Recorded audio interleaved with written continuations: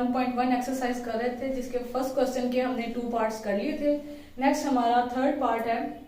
ये हमें एक रैशनल नंबर दिया हुआ है 1/3, इसको हमने सॉल्व करके बताना है कि ये टर्मिनेटिंग है या रिकरिंग है।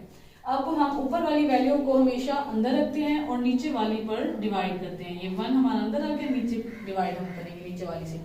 अब हमारा 1 जो है वो स्मॉल वैल्यू है। अब इसे बड़ा बनाने के लिए हम 0 लगा के पॉइंट लगाएंगे और इसलिए यहाँ पे हम 0 लगाएंगे। ये 10 आ जाएगा, तो ये डिवाइड होता है 3 3 9।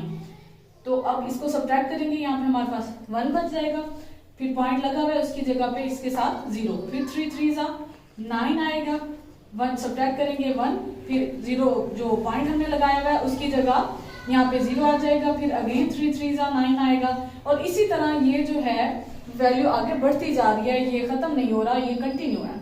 तो इसलिए अब हम इसको राइट करेंगे 1/3 इज इक्वल टू 0.333, आगे आपने डॉट लगा देने अप टू 100। तो ये हमारे पास क्या है, ये रिकरिंग है। हम नीचे लिख देंगे recurring number, recurring rational number, बस रिकरिंग लिख दें, ठीक है। नेक्स्ट पार्ट है हमारा 2/4। ये भी उसी तरीके से होगा, हम 2 को अंदर 5 पे डिवाइड करेंगे, 0 लगेगा पॉइंट, फिर यहाँ पे 0 आ जाएगा। 5 4 हमारे पास क्या आता है 20। ये हमारा कंप्लीट हो गया, ये यहाँ पे सॉल्व हो गई है, ये कंप्लीट हो गया। तो हम लिख देंगे इसको 2/5 इज इक्वल टू 0.4। अब ये खत्म हो गई है, तो ये हमारे पास क्या है टर्मिनेटिंग है, ठीक है।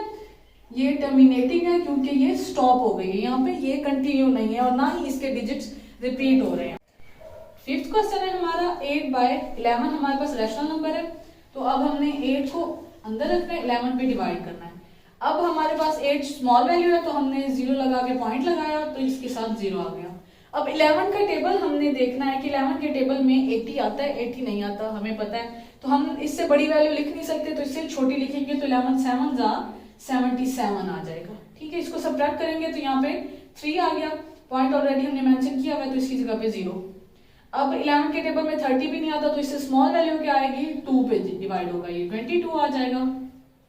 तो इसको सब्ट्रैक्ट करेंगे तो क्या बच जाएगा 8, फिर 80 आ गया, फिर 7 77, फिर अगेन यहाँ पे 3 आ गया, फिर पॉइंट लगा है 0, उसके बाद अगेन हम क्या करेंगे, ये 2 पे जाएगा 22। इसका मतलब है ये आगे ऐसे ही चलता जाएगा।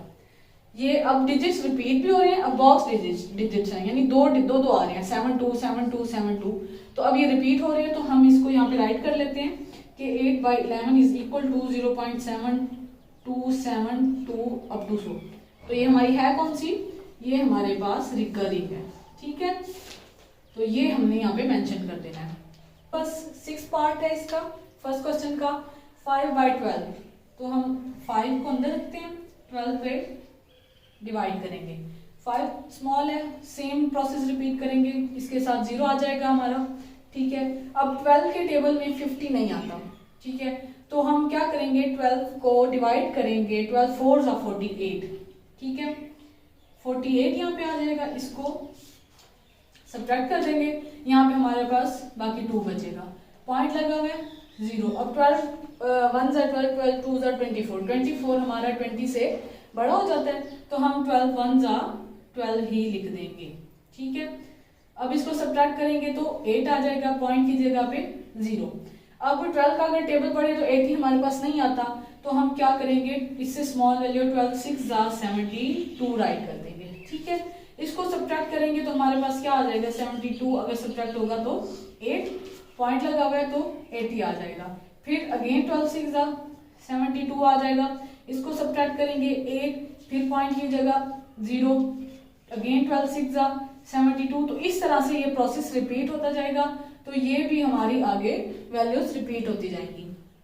हम इसको राइट कर देते हैं 5/12 is equal to 0.41666 up to 100, ठीक है। तो ये हमारे पास क्या हो गई, ये नॉन टर्मिनेटिंग तो है, लेकिन उसके साथ आप दोनों लिख सकते हैं, नॉन टर्मिनेटिंग भी, नॉन टर्मिनेटिंग, और उसके साथ ही ये आ जाती है रिकरिंग। ये